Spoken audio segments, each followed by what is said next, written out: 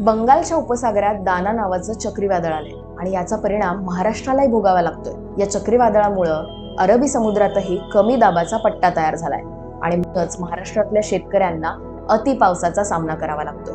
अरबी समुद्रात सहसा चक्रीवादळ तयार होत नाहीत, पण गेल्या 20 वर्षात इथेही ही वादळं तयार होण्याचं प्रमाण वाढलं आहे। स्थानिक उष्णता, झपाट्याने वाढणारं जागतिक तापमान आणि क्लायमेट चेंजचा हा परिणाम आहे। 2001 ते 2019 या काळामध्ये अरबी समुद्रात तयार होणाऱ्या वादळांचं प्रमाण 52% वाढलंय आणि याच काळात बंगालच्या उपसागरात मात्र वादळांचं प्रमाण 8% कमी झालंय। स्थानिक मासेमार आणि किनारपट्टीवरची गावं यामुळे धोक्यात आलेली आहेत। गावाच्या गावं उद्ध्वस्त होणं, व्यवसायातलं नुकसान होणं, मासेमारी थांबणं यामुळे जनजीवनही विस्कळीत व्हायला लागलेलं आहे। हे वादळे वारे महाराष्ट्राचंच नव्हे तर संपूर्ण भारताचं पावसाचं प्रमाण कमी अधिक करत असतात।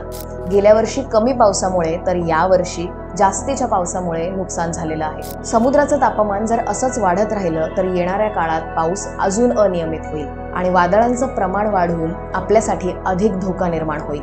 वेळीच सावध होऊयात आणि तापमान वाढ अजून होऊ नये यासाठी प्रयत्न करूयात।